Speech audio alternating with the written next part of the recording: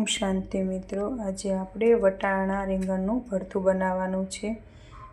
તો મેં વટાણા અડધી વાટકી લીધા છે, લાલ નંગ 3 મરચાં, 1 ટમેટું, લીલા ધાણા અને મેં રીંગણા શેકીને રાખ્યા હતા. હવે આપણે ટમેટાં, લાલ મરચાં અને ટમેટું ત્રણેય આપણે ક્રશ કરી નાખશું. જો આપણે આ ટમેટાં, વટાણા લાલ મરચાં બધું ક્રશ થઈ ગયું છે. હવે આપણે એનો વઘાર કરી લઈએ. જો આપણે તેલ આવી ગયું છે. હવે આપણે એમાં રાઈ નાખીશું વઘારમાં અને થોડુંક આપણે જીરું નાખીશું, ચપટી હિંગ, હળદર અને જે આપણે આ વટાણા ક્રશ કરીને રાખ્યું હતું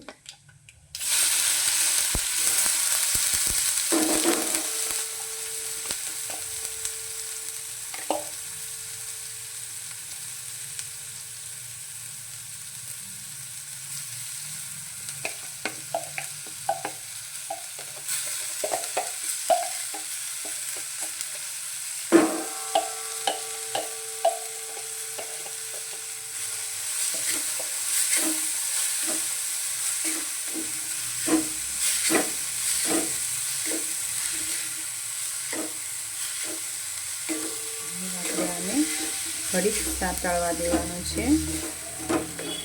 8-10 મિનિટ જેવું આપણે. જો આપણે આ સાતળાઈ ગયું છે ટમેટાને એવું. હવે આપણે એમાં સ્વાદ પ્રમાણે મીઠું નાખીશું અને લાલ મરચું 1 ચમચી, 1.5 ચમચી નાખું છું હું લાલ મરચું પાવડર.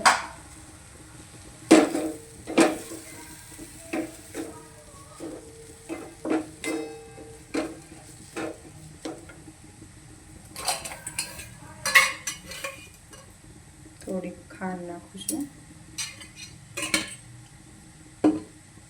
સાકર છે, તમે ખાંડ ખાતા હોય તો ખાંડ અને ગોળ પણ નાખી શકાય.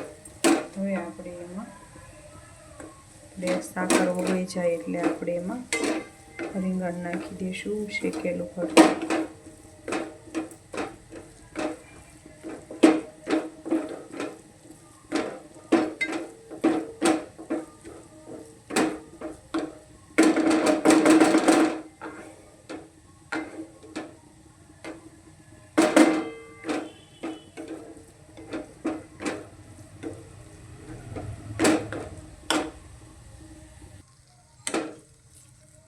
એમાં આપણે આ રીંગણા શેકીને રાખ્યા હતા એ નાખવાના છે.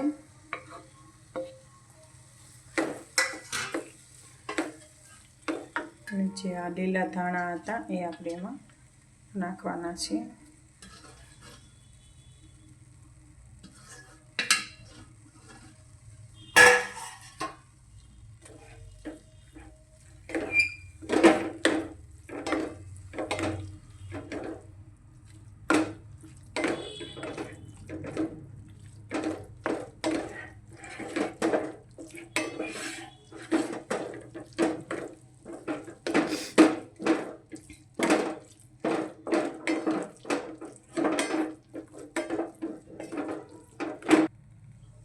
જો આપણે આ રીંગણ વટાણાનું ભરથું તૈયાર છે. હવે ગેસ બંધ કરી દઈશું અને આપણે ભગવાન માટે લઈ લઈશું.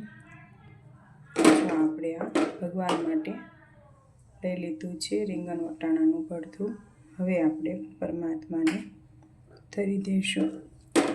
રોટલા અને ભરથું પરમાત્માને આપણે ધરી દેવાનું છે. તો ચાલો આપણે આ પરમાત્મા માટે લઈ લીધું છે. ઓમ શાંતિ મિત્રો.